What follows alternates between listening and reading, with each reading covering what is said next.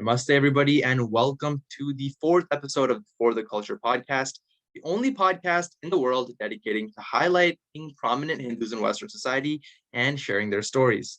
Today, we are privileged to be joined by Dr. Indu Viswanathan. If you haven't heard of Dr. Indu Viswanathan, well, she's one of the most prominent and most educated voices in the fight for advocating against Hinduphobia. More on that later. Dr. Viswanathan also is huge on social media, a very prominent activist and advocate. And you might have read some of her pieces, be it on Twitter, Instagram, and even Medium. If you haven't, I highly recommend you check them out. Not only are they very informative, but they're also a masterclass in the English language. And I, as a vocab nerd, appreciate that so much. Dr. Indu Viswanathan, thank you so much for joining us. Namaste. Thank you so much for inviting me. I'm honored to be here. All right. So I know I gave you a little bit of an introduction. Is there anything that I happen to miss, or anything that you would want me to correct? Or you didn't miss anything. I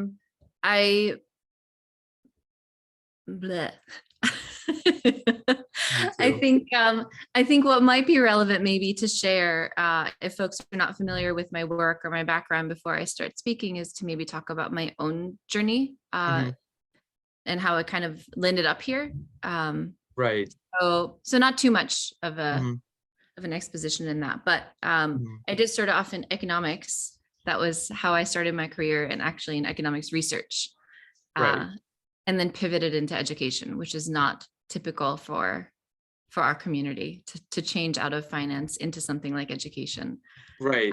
I did forget to mention, so you received your BA in economics from Cornell University, and then your master's and doctorate in immigration education and teacher education from the Teachers College in Columbia University. Which how was that? Going from economics to education, because as you said, that's a very unusual pivot.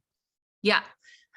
For me, it was great. I loved it. I knew that's exactly where I belonged, because, while my work in economics research was really fascinating, I liked it intellectually, and I had a great boss and mentor. Every day I kind of wondered, what is it that I'm actually contributing to society, to American society, to the world? What is it that I'm actually, what is my footprint in the world? And I wasn't quite pleased with my answer, which was basically, I'm making rich people richer, and maybe less rich people are getting a little bit of that benefit, but really that's all I was doing at the end of the day, in addition to the intellectual stimulation of the work. And so it really gave me pause. It was as much a spiritual self-inquiry as it was a sort of professional one. And that's where I realized, okay, I want to be doing something that I'm really engaging with people. I've always been a very curious and active learner, so I definitely wanted to be in a role where I was, intellectually stimulated, but also asking questions that really impact the world and not just are sort of in abstraction. And I happened to be volunteering on the weekends with an organization called Minds Matter. And as it does happen, oftentimes we do find our dharma through seva and not through our official professional work in institutions. And so then I was like, well, I'm 22 years old and I like getting up at 7 o'clock on a Saturday morning to go work with and mentor these kids more than I enjoy my day job. So there must be something in that. There must be something in working with kids that I really enjoy. And so I just talked to different people. I thought about different options. I had never even considered education as an option before. But as I talked to people in the field, as I talked to members in my family and realized there were actually teachers in my family in India, not in the United States, I realized, oh, okay, so this is actually like something that I could do, something I could really enjoy. Yeah. And so personally, it was a great switch for me to make. It wasn't necessarily something my parents understood at the beginning, because it was so different than what they had envisioned for me. But they eventually saw the value in what I was doing. But I immediately saw that it was not something that was valued within our community. It was seen as sort of a demotion from a high profile career to something that was kind of, equated with babysitting, especially because I was an elementary school teacher, which Right. was surprising for me because I'd always associated our community and our tradition with really valuing education. But it seemed that there was more respect for maybe being a college professor than there was for being someone who taught someone how to read. Right. Um, and so it was for me, it was a powerful shift and awakening, and it like opened up a lot. And then the other part of it is that I happened to be in my 4th day of student teaching in New York Mhm. when 9/11 happened. Oh, whoa. So that was a pretty major moment to become a teacher. And I immediately, living in New York as a brown person, as a teacher in schools where all of this stuff was impacting all of us, on so many different levels. And I'm a lifelong New Yorker. So, it was a huge shift for me to see, the change in the way I was received and perceived in New York, Mhm. on public transportation, for instance. I used to wear a bindi every day, um, on the bus, and I was getting glared at for wearing a bindi, even though that was evidence that I wasn't the thing that they thought I was. Right. It was all really, really, really complicated, but you definitely saw the sort of birth of the recognition of Islamophobia then, um, in a really grounded, powerful way, and you saw the need for it because Mhm. you saw the ways in which faith and community were being interpreted and turned against people. So I remember I had Muslim friends in the program with me. And for them, they were like, the very thing that we turn to for solace in a time when our city is grieving is the very thing that's being demonized right now. Right. And that really struck me. That really struck me as very powerful, that the place that you go for peace is the thing that's being attacked. Mhm. No, for And I think that as Hindus, we find a lot of resonance in that now in contemporary America. definitely. Um, That was a that's really long answer. no. I love long answers. It makes my job easier, honestly.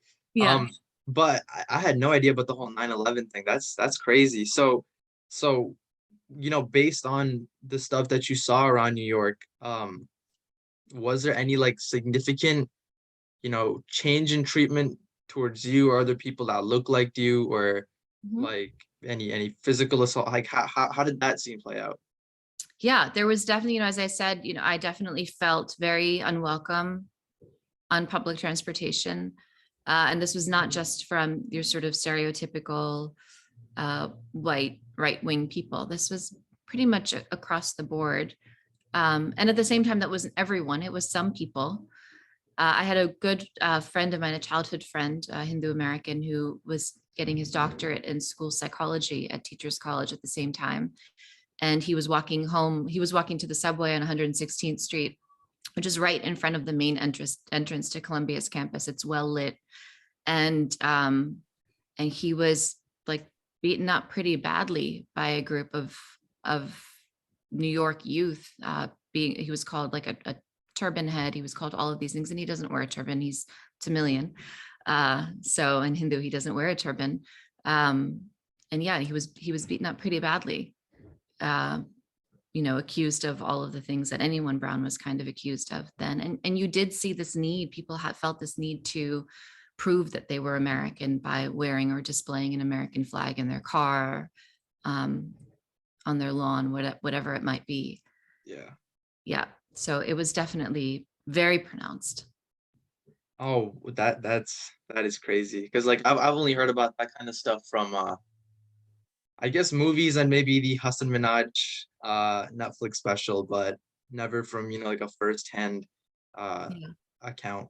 That's crazy. And so your transition from, I guess, an economist to elementary school teacher, Mhm. um that's a huge transition, I guess, completely different fields and all that.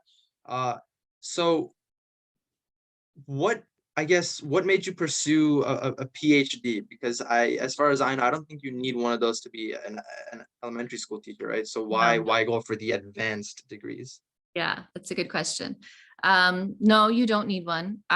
So my journey in education didn't stay in the elementary school classroom. I taught elementary school. I taught fifth grade in a middle school actually for a few years after I graduated from Teachers College. And then I had my own children, and then life took us to India. And I was actually on the faculty of Teach for India as their language and literacy professor when their first year when they launched. So I wrote their language and literacy text. I also was a teacher educator for Akanksha. So I was working in Bombay and Pune in teacher education, and I saw, and I joined not because I'm particularly supportive of the Teach for All model. I have a lot of concerns and questions about it, especially when it's taken into the global South. So I definitely had a lot of issues with it, but my approach to things that I have issues with always is to engage with it from the inside rather than just critique it from the outside to see and understand it better. So that's why I joined. Mhm. I definitely, I learned a lot about education in India in that experience. I wasn't invited back. Maybe my ideas were a little bit too disruptive, or the fact that I came from a traditional teacher education model, and this was one of those fast track teacher education models. That's a whole discussion in teacher education that I can get into. Mhm. That's a different conversation to get Right. into. But I definitely saw some things that I wasn't too pleased with. The fact that they standardized English instead of regional languages. So you had kids who spoke and were fluent in like 3 or 4 Indic languages, but were rendered illiterate because they didn't speak English. There are definitely things that I took issue with. But that was sort of my transition into teacher education, from teaching kids to teaching teachers or prospective teachers. When we moved back to the US after that, and I became involved with Yes for Schools, which was the school-based program or school-based initiative of the Art of Living, which I've been a part of for 15 years now. And so that was a program that went into schools and taught yoga and meditation and pranayama as a part of social emotional learning in schools across the country. And pretty quickly I became the research director of that. So I was in charge of sort of coordinating research with psychologists and neuroscientists and educational scholars looking to do research and understand the impact of this. And what I quickly came to understand in doing in the sort of space of research on meditation in schools is that they were trying to apply Western concepts of understanding the impact of these ancient traditions. Mhm. And so they were trying to retrofit the way we even understand our own traditions into Western concepts of science. So for instance, in order to become an evidence-based program, which is the way that you get funding for these programs in schools, you had to conduct randomized control trials, which means you need to have a control classroom, you need to have an intervention classroom. Now, of course, you can't force kids to meditate, and you can't prevent kids from meditating if they want to. So that in and of itself is really, really complicated. And then when one classroom in a school is meditating every day and practicing pranayama every day, it has a huge impact on the entire school. You can't truly have a control within the building. And so, and then in addition to that, I would go to conferences, I would hear other people trying to research meditation, the impact of meditation, and something as simple as a self-report survey would come back contraindicative, right? Because people would say, oh, well, I'm more angry after meditating, or I'm more, all of these sort of things that are coded as negative affectively. But what was happening is that these people were just more aware of their emotions. They were more connected to their experiences, but it kind of looked like they were getting angry after meditation.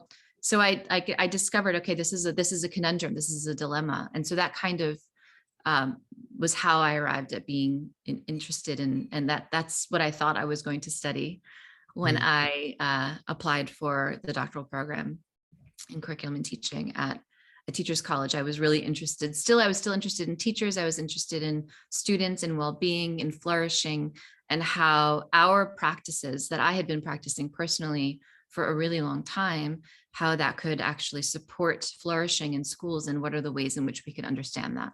So that's why I went into, and I thought research made sense for me. But as I discovered in my doctoral program, it was really, really hard to disrupt these notions that were coming from Western constructs. Something as simple as acceptance was being misconstrued in the West as submission. So accepting that there's inequity in the world from an Eastern philosophical lens doesn't mean that you accept that this is how it's supposed to be or that there's nothing you can do about it. It simply means accepting that this is the reality, not denying it. Mm-hmm. But the way that yoga and meditation was being written about, critiqued in Western scholarship, was that it was taking Eastern submissiveness and forcing Black and brown children in the United States or in the West to be submissive to white dominance. Huh. Yeah, it was really, really, really, and I found, okay, is this the battle that I want to fight right now? Is this what I want to be doing? Because it was so complicated. And as I started pulling that thread, I'm like, wow, this is a really, really long thing to unravel. And is this what I want to be doing in my current work, in my doctoral work? And then I started thinking about, well, what are Indian American teachers experiencing? And in this space, I can't be the only one who's thinking, oh, this doesn't sit right. This doesn't feel right. And so that's when I decided to switch my research focus onto the experiences of Indian American teachers. And that's when I discovered there aren't a lot of Indian American teachers. It's really hard to recruit Indian American teachers for a study in New York, particularly ones that align with some concept of social justice. So I ended up, my doctoral research ended up focusing on, they happened to be 4 Hindu American, or they were raised in Hindu American homes, 2nd generation Hindu American teachers, and their experiences of these concepts of social justice and how that sits alongside their own educations growing up in the US, and then their own practices of teaching. And this idea of transnational consciousness, which kind of emerged from the process of doing the research, which was that you feel connected to 2 completely different, not just nations, I would even say trans-civilizational consciousness, 2 different civilizational outlooks, and what happens when they sit inside an individual person and how they navigate the world.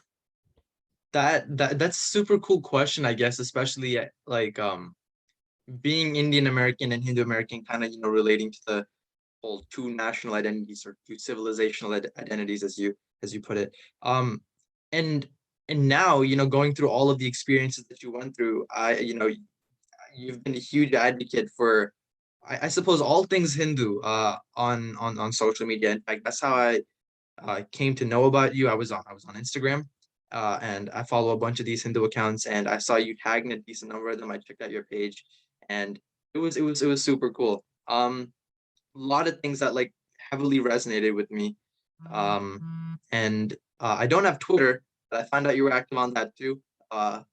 And I checked out some of your tweets. Same thing, resonated with me like crazy.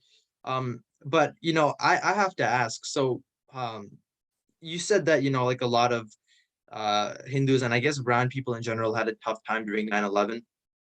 But it's not 9/11 anymore. It's like 20 years after 9/11, and we live in arguably one of the fairest, or if not the fairest, civilizations to ever exist. So what's the problem that Hindus are facing? Like this is America, right? So like what exactly is the issue here? Sure. I mean, I think a lot of people would argue with the fairest, given that we're living on stolen land.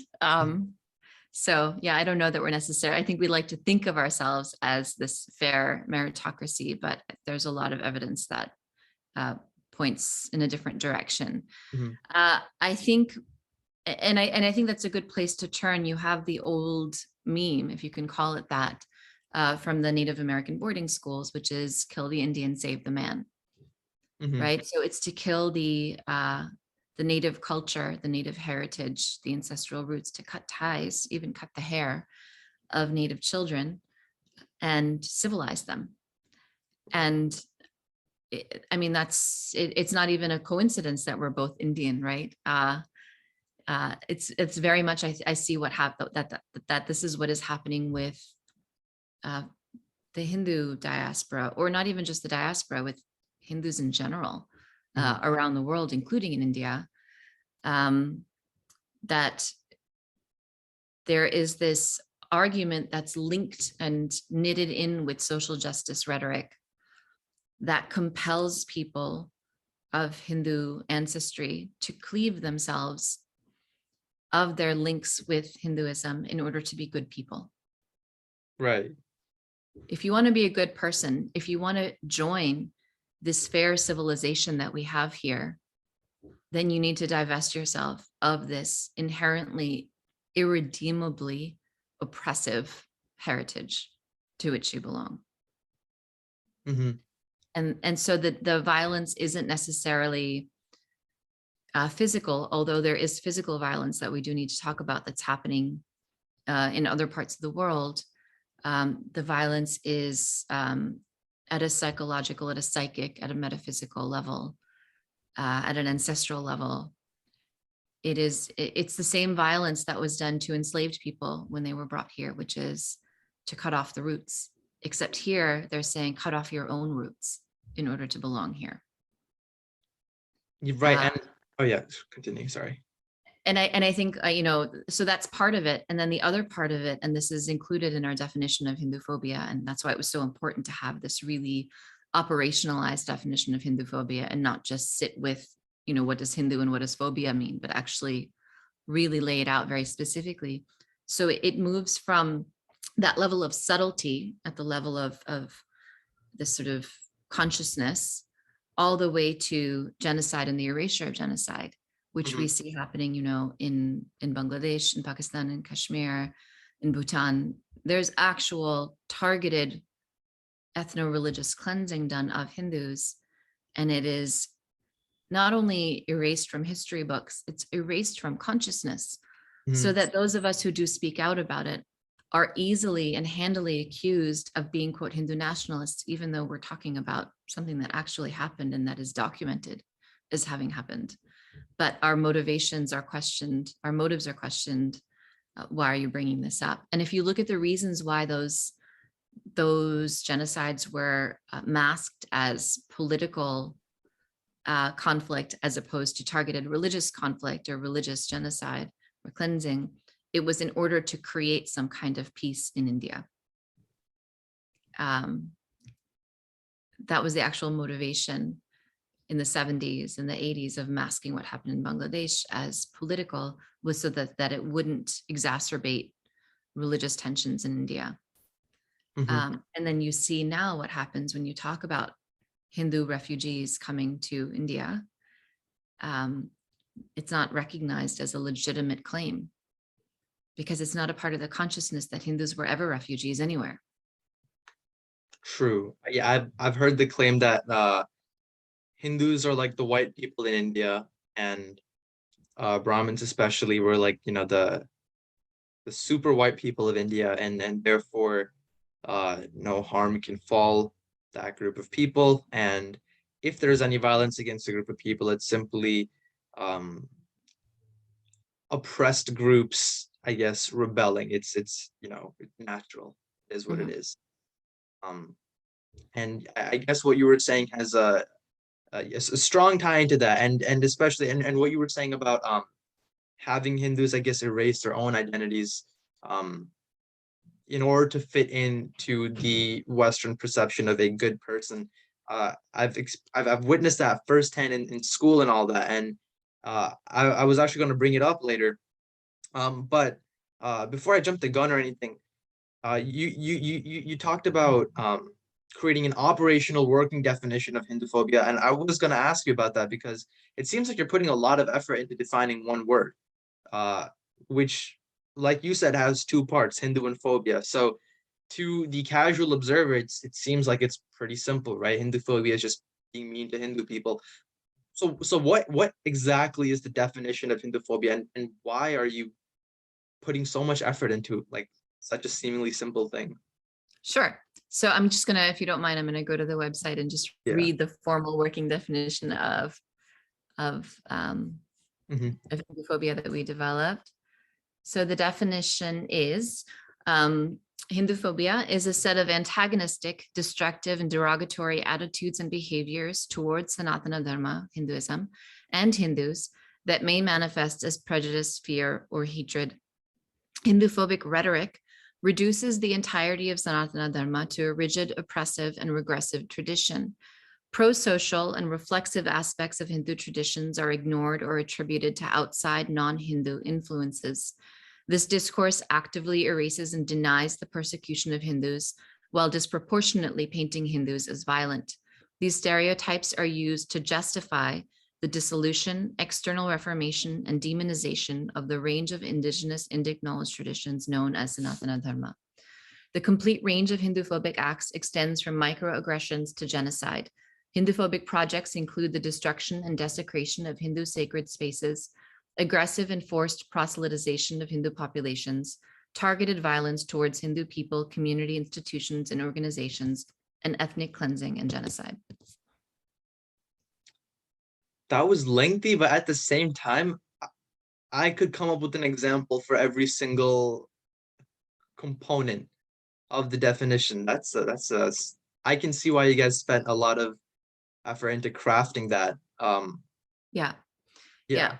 And if you go to understandinghinduphobia.org and you look at the working definition, you'll see that we list very specific examples that, I'm sure that some of the examples you thought of overlap with those. So why did we need to define it? What was the purpose of defining it and not just sticking with the word? Well, first, there seems to be a lot of debate within the community about whether or not this is the right word or not. And for us, when I say us, I'm referring to myself and Dr. Parth Parihar, who is my co-director for Understanding and co-founder of Understanding Hinduphobia. We were more interested in the phenomenon than the word.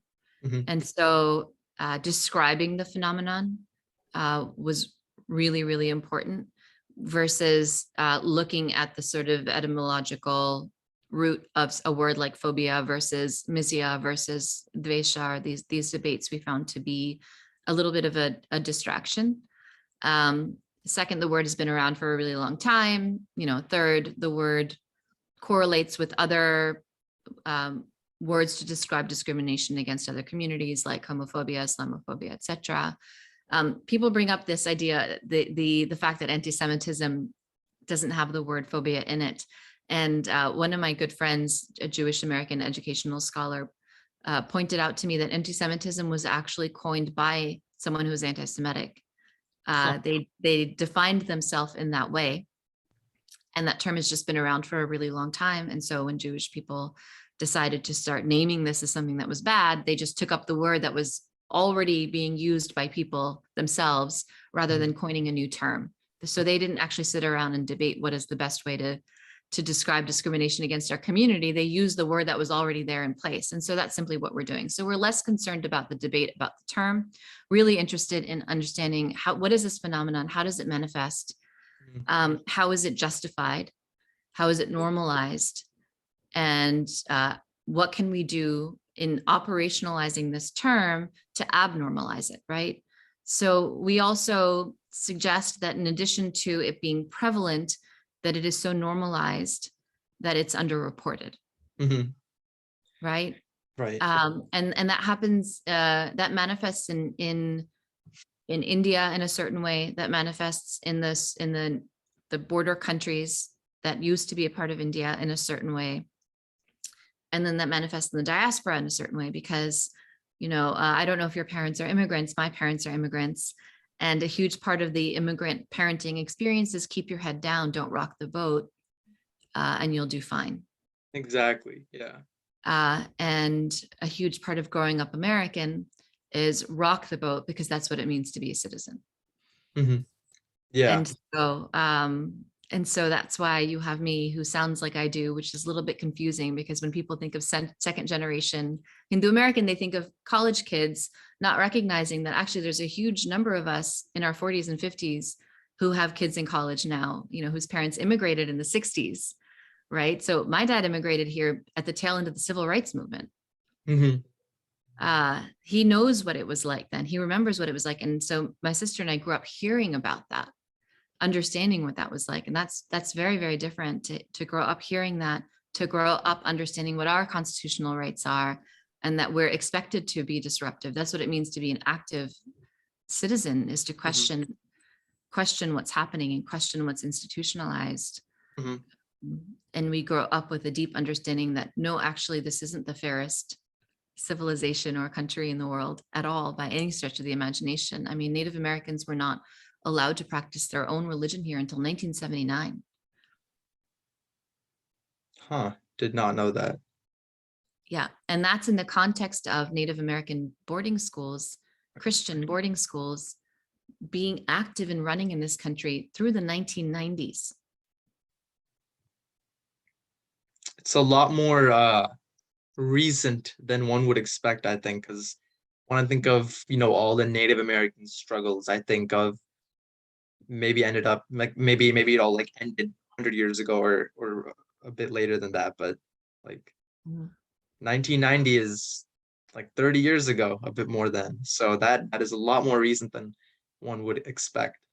Yeah.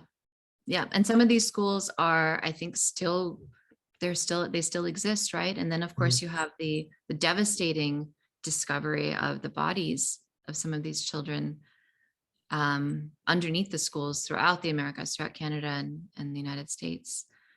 So you understand the extent to which they were killing the Indian to save the children.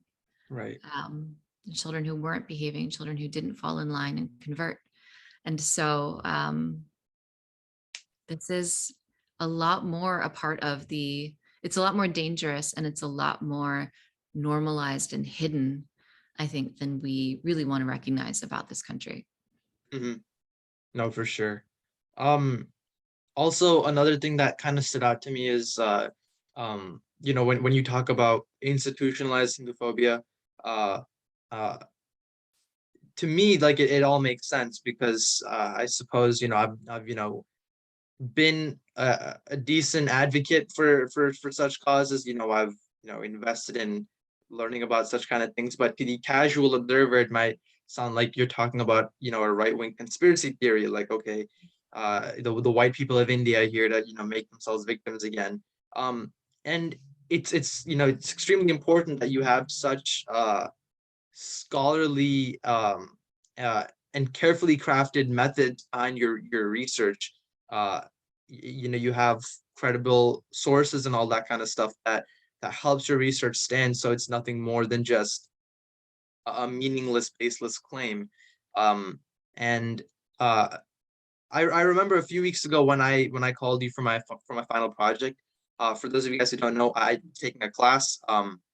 It was a minority focused class, and it was focused on education. So we had to do a final project based on some kind of social inequality uh, in relation to higher education. So I chose to analyze the presence of Hinduphobia in higher education, and Dr. Viswanathan played a big part in helping me answer my questions and presenting my project.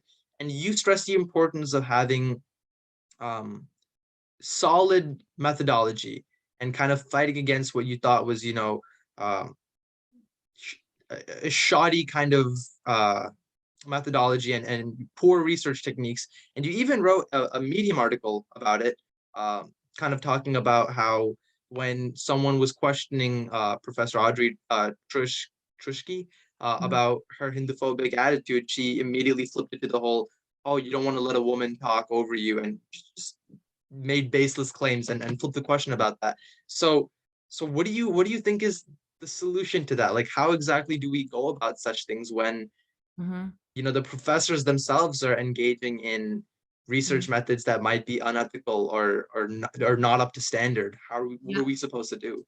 Yeah, I think that's a really great question. I think there are a few things we can do. One is do what we do best, which is be nerds and do really, really, really, really good research, which means that we need more of us in the humanities doing this type of work, and not just archival work, not just textual work, but ethnographic work. So this is where there is an ethnographic work is the study of people, of Mhm. communities. And it can be understood, like anthropology is an example of ethnographic work, right?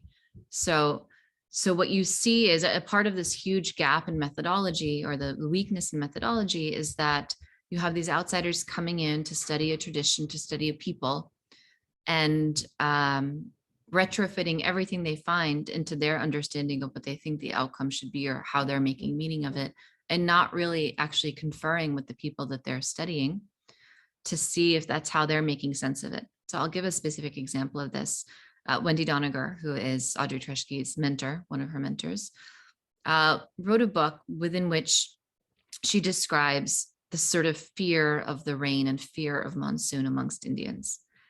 The fear of and praying to the gods that they were afraid of. And so it's a quite, what's the word, a flowery way in which she's described this fear. And so I was going to speak to a bunch of Hindu students at Rutgers, actually. This is well before this stuff kind of blew up a couple of years ago. And there were a lot of Indian-born Hindu students there. And I read this passage, and they could not relate at all to this fear of monsoon. They were like, what is she talking about? Like, we're not afraid of monsoon. We welcome the monsoon. We look forward to the monsoon. We need the monsoon. It's a part of our life. Like, if we're afraid, if we don't, not afraid, but we would be in poor shape if we didn't have the monsoon. It would affect our crop cycles. It would affect everything. There are songs written in love of the monsoon, all of these things. That doesn't mean that it doesn't cause some hardship, but that's a part of the life of being from that part of the world.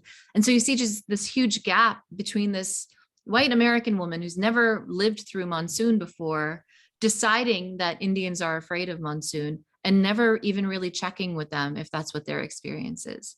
It's a very simple example, but I think it's quite illustrative. And so a huge part of doing research is a member check. That's just like a basic protocol that you have when you're doing research on a group of people. You check with them to make sure that the way you're interpreting their experience correlates with their interpretation of their own experience. Otherwise, you're just using your power to write over their meaning making. Exactly. Which is exactly how most of Indology, Western Indology, is crafted, is the Western gaze writing over our actual meaning making. Mm-hmm. And so we don't relate at all to what's being written about our tradition. And so that's one part of it. And then the second is stereotyping. And I write about stereotyping a lot. Stereotyping is not necessarily false. It's not that what's being said is false. It's that it's a sliver of truth that's decontextualized and then expanded. You take like 0.001% of the truth and repeat it and expand it over and over and over again until you give the impression that this is the entire truth. Right. And that anyone that pushes against it seems like they're actually trying to fight the truth. They're trying to hide the truth. When in fact, what we're saying is, no, actually what you're describing is A, decontextualized, and B, only a fraction of what this is. It's not that it, and so their argument is, well, no, it's true. And you can't say that it's not true. Yeah, it's true, but you've pulled it out of context and you've made it seem like this is the only thing there is to talk about us. So you see that with Sati, you see that with caste oppression. You see that with all of these ways in which we are reduced and diminished and decontextualized. And that has nothing to do with our own understanding of our experience. Right. And the third is, a third thing is translations. A friend of mine was doing research on the funding of positions in Indian universities and found that there's one position, an endowed chair at Delhi University, that the endowment comes from one of the richest viceroys in India. So he made his money off of, our ancestors' backs and was so wealthy, and he endowed in perpetuity this chair at Delhi University, where the role of that professor is to translate Hindu texts in such a way that it makes people vulnerable to conversion. No way. And that's the role of this endowed chair. Still? To this day, that position exists. Huh. So you take a text and you translate it from Sanskrit or whatever the regional language is, and you translate it in such a way that it makes it seem like Hinduism is oppressive. It demonizes Brahmins, it demonizes, or it perpetuates our invasion theory, whatever it is that whatever message it is that you want to convey that would convince people, well, actually, no, I want to divest myself of this tradition. It makes sense that the cause of my problems is not the $45 trillion that the British stole. Mm-hmm. It's Hinduism. Right. That's crazy. Yeah. Yeah. And so it's crazy. You sound like a conspiracy theorist when you say these things, but it's actually very readily traceable. Hmm. Or you look at the most popular translations of Patanjali Yoga Sutras that are used in, in the yoga industrial complex as a part of their training. These are translations that were done by Western scholars to sort of universalize and extract yoga sciences, yoga frameworks from Hinduism to justify that it's okay to separate it from Hinduism so that we can commodify it and we can turn it into our business. We can Right. secularize it and we can even make it Christian if we want to, if that's what helps us get people on the map. That's mad. That is crazy. No, I saw this one post. There was this a conservative political commentator, and he posted something where it was like, oh, I've been seeing a lot of white people doing yoga. You guys need to stop that because that's a Hindu practice, and it's basically worshiping and summoning demons, and that's Mhm. like that's the opposite of what you as a good Christian are supposed to be doing. I found it ironic because even though his claim was riddled with factual inaccuracies, like the whole demon worshiping and summoning thing, he did something that almost no other white person has done, which is recognize yoga as Hindu. Oh, And absolutely, absolutely. Like the actual movement by Christian parents against yoga in schools actually recognizes that yoga is Hindu. So they're right, actually like decolonial in a sense. What I think is really telling about their whole yoga is demon worship is that it's, yoga brings us in contact with and in touch with an experience of ourself. And so mhm, what they're saying is their metaphysical framework, their cosmology says that at our core is the devil, whereas for us, we're saying at our core, at pure consciousness is love and bliss. That's what we say. So it's their fact, it's their worldview that's being reflected. And when they say meditation and yoga is devil worship, that's because they believe that at the core, every human being is sin and is the right, devil. Whereas for us, we believe that at the core is love and bliss. That's the source of the universe is love, right, um, which is really like, okay, if that's what you want to believe, that's fine. Don't do yoga then. It sounds dangerous for you. right, exactly. Um, and I find that a lot of the stuff that we've been talking about, I from my experience at least, I wouldn't say that it's applicable to all minorities. I feel like the self erasure of identity is like only applicable to Hindus, at least from my perspective, because I've been in school for like what 18 minus 3, 15 years. I've been in school for like 15, 16 years, and I've seen so many people like really proud of their culture and religion. All the Christian kids will wear the cross necklaces, and they'll put the Bible verses in their Instagram bio. All the Sikh kids will come like with a turban, a full beard, and the bracelet and all that stuff. All you see all the Muslim girls, wearing the hijabs or whatever, and then you see almost every single like Hindu kid just being like, "Oh yeah, I don't follow that kind of stuff." It's I'm spiritual, not religious. Yeah, exactly. I've heard that line so many times. Yeah, but I think a good question to ask is, and this is a controversial one, is how many of those Christians uh, had ancestors that were practiced indigenous traditions and they were colonized out of them and they were converted out of them? How many of those Christians are people of color from the global South who are fierce Christians, but that only goes back a few generations? And Right. when by few, I mean like 10 generations, maybe. Mhm. Um, and if you look at the people from those communities who are actually indigenous, still practicing their indigenous tradition and are not in culturally indigenous but religiously Christian, I think you'll find a different experience that's happening there. No, for sure. Yeah. Like if you look at the protests that were happening around the Dakota Access Pipeline or in Hawaii and Mauna Kea when they're trying to put that telescope up on the mountain, you had this whole like science versus religion thing happening, but you had Native Hawaiian scientists with PhDs, from the Western Academy saying, no, scientifically, this is a sacred mountain. you can't build a telescope there. You're going to destroy, the divinity of this mountain. And we're saying this as scientists. And that wasn't really well understood by even the Western progressive press. They understood their right to, as a minoritized and oppressed population, their right to it, but they didn't really understand the worldview necessarily. They didn't really know how to frame that indigenous worldview.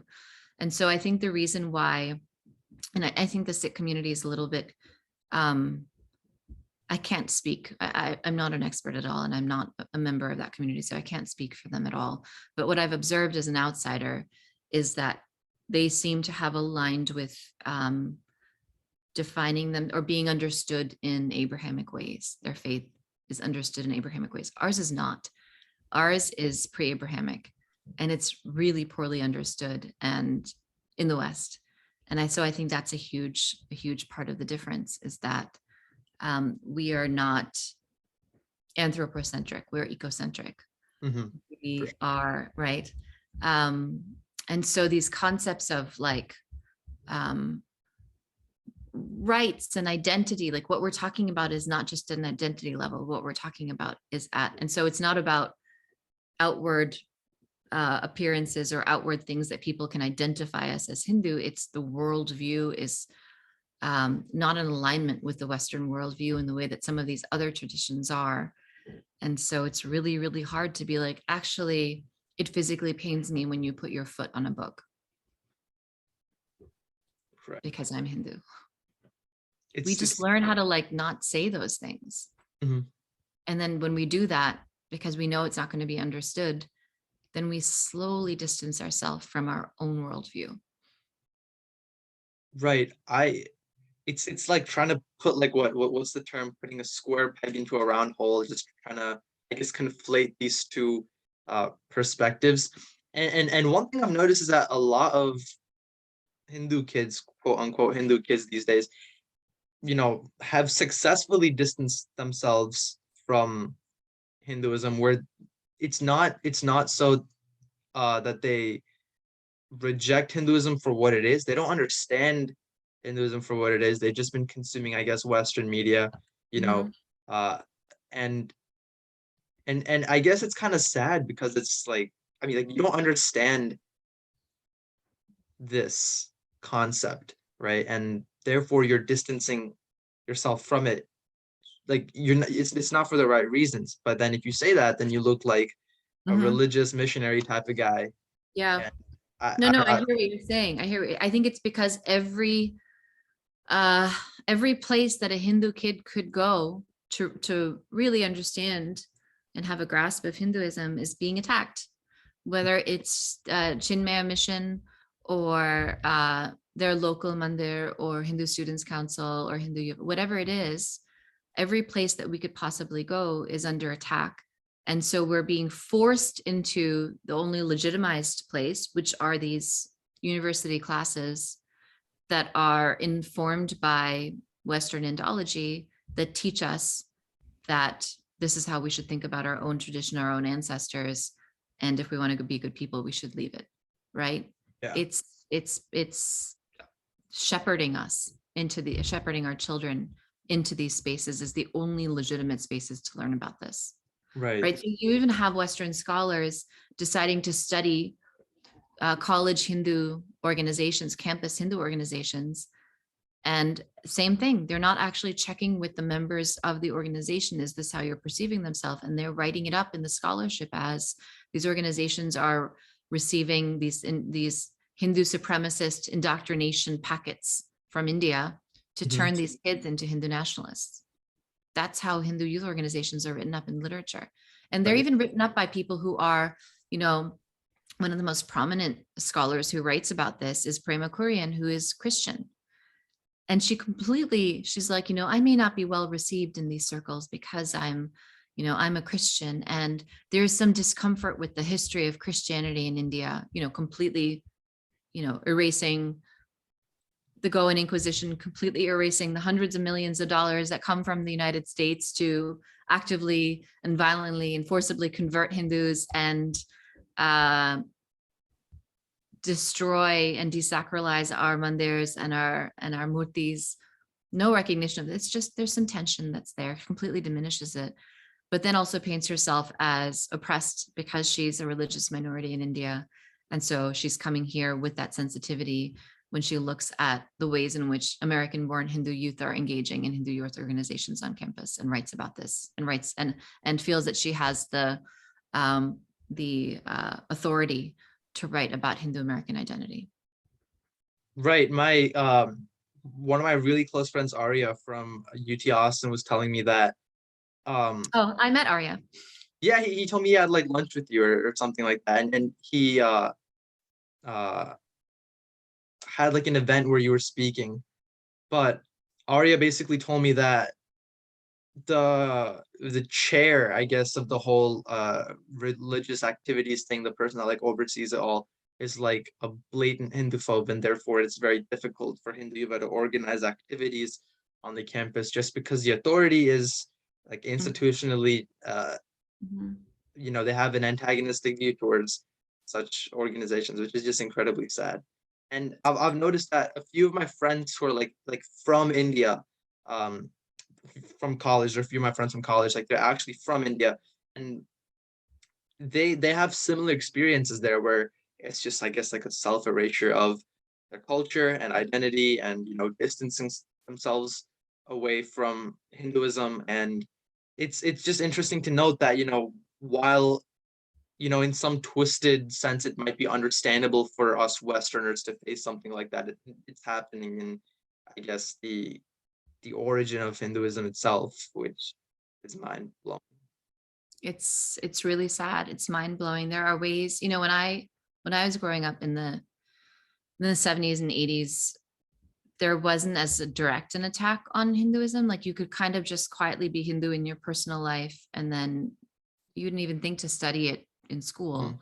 It maybe showed up in like Indiana Jones and Temple of Doom or something in some ridiculous way, but it was so blatantly horrible that you could be like, you know what, that has nothing to do with. And so we almost like could have a little bubble here. And I see that for my children, for your generation, like it's unavoidable. Like you can't avoid it, which is really sad. In India, what's really, what I find to be really sad, and I see this across social media, is that there's this demonization of our gurus, because you do have of course you do have the people who are not actually enlightened masters, who are trying to run businesses and things, and whatever it is, we need to have some discernment around who we choose to be our guru. And at the same time, there is this very cynical attitude towards the guru shishya relationship, which is such an important part of our tradition, right? It's a hugely important part of our tradition. And what I see, which is really what breaks my heart, are when Hindus see that there are gurus who are popular, they assume that there's something wrong with those gurus. They assume that there's nothing in Hinduism that could be so powerful that lots of people would want to follow that guru. Right. Right? The fact that they're popular, they think, proves that there's something wrong with them, which means that they don't understand that there could be something so compelling about Hinduism that it would attract millions of followers. Right. It is a very cynical, I guess, point of view. And I guess that brings me to my final point, where it's like we have all this, it seems we have all the cards stacked against us, right? In terms of not only practicing but preserving Hinduism when it's completely institutionalized, right? From the professors who use shoddy methodology to the chair in the university that you were talking about, right? Focused on mistranslating Hindu texts. So it's clearly evident that it's important to advocate for such causes, because such causes require advocating for. And without us speaking up for our own people, well, then other people are just going to speak for us, and we see how that's being played out. But at the same time, like you rightly pointed out in your Medium article, when Hindu youth tend to speak out in public, the woke mob just comes for them, and there's no like they will rip them to shreds. Like I have a lot of, close friends that were speaking out against the whole swastika issue, and even I spoke out against that, where it was like, New York was trying to ban the swastika, teach it as a hate symbol essentially, and we were all over social media being like, the swastika is, um, it's a Hindu symbol. It's actually a mistranslation of the Hakenkreuz, which is the German symbol related more to Christianity, nothing to do with Hinduism. And the woke mob just, came for a lot of people. Like even I got a few nasty DMs, and I feel like I handled them pretty well. Uh, but I know a lot of people are just so turned off by the idea of social advocacy. I've talked to a few of them, and they were just like, I'm not going to put anything out there because it's just going to end up, hurting me later on. Someone's going to use it against me. And the sad thing is, like, what they're saying makes sense.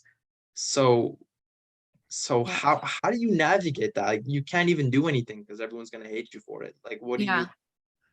No, I think those are very legitimate concerns, and that's a very real phenomenon. The first thing I would say is allyship is really, really, really a huge important part of advocacy and any kind of activism.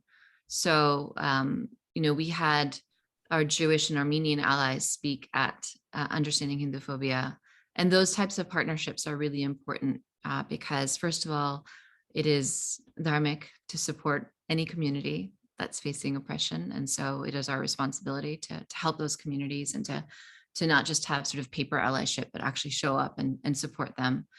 And second, because, I think it would be very different to advocate and to educate around issues with the swastika with Jewish allies. Right. I think that would be received in a very different way if it was a joint effort. And that takes a lot of work, that takes a lot of behind the scenes, not public work to happen before it can actually become public advocacy work. So I think relationship and that kind of allyship building is really important. Second, I think we go back to this idea of acceptance, accepting that what we're doing, speaking out about this, is going to be met with a lot of resistance and name calling and ad hominem attacks, because there is so much misinformation out there. And professors in positions of power, tenured professors, some of them who look like us and have our names, are teaching everyone how to read us when we speak out. They're teaching everyone, this is what you should think of these people when they say these things, right? So, I liken it, and it's sort of a morbid metaphor, but I liken it to, what happened in Amritsar. Like, who were the people holding the guns? It wasn't the British during the massacre. So we have to accept that there are those people there that are going to do that. And so then we need more of us within the institutions who are maybe not specifically in these disciplines like Indology and South Asian studies. I have a little bit more of safe harbor in education. It's a little bit separate, and people don't have skin in the Hinduphobia game the way they do in Indology and South Asian studies. So I think more of us who feel okay to speak out, the more of us that speak out, the more of us that will speak out. And it takes time. It takes a lot of time. It takes generations.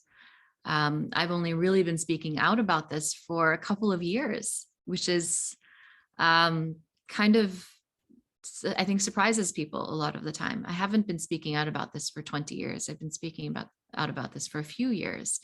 And even in that time, I've had people come to me privately and say, you're making it more normal for people to speak out. You're making it okay for people to speak out in ways that they couldn't before. And even if they never get to the point of speaking out, I think the more of us that do this, the more people that will do this. But we kind of have to take a lot of the fire in the beginning. So I've been called all sorts of names from outside the community and from within the community, from people who, say they support the same cause. There's a lot of post-colonial trauma within our community. My biggest detractors are other people who want to claim that they are the ones, and I have no need for fame or title or any kind of recognition at all. In fact, for me, the mark of success would be if no one remembers my name, because there will be so many people that have spoken out that mine will just be one of thousands that have spoken out. Unfortunately, there's a lot of ego in this space, So it's not, I think if you accept that it's not going to be easy, and accept that not everyone is going to do it, then you kind of understand what happens when you do speak out and you do have these people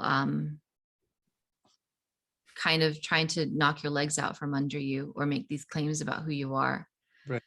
And you just have to be really clear on what your purpose is. I think if you're clear on what your purpose is, that you're not doing this because you want anyone else to be oppressed, but simply because, we're clearing the path for our own authentic expression to have a seat at the table. Mm-hmm. Right. I mean, for me, my focus is not to in perpetuity be talking about Hinduphobia.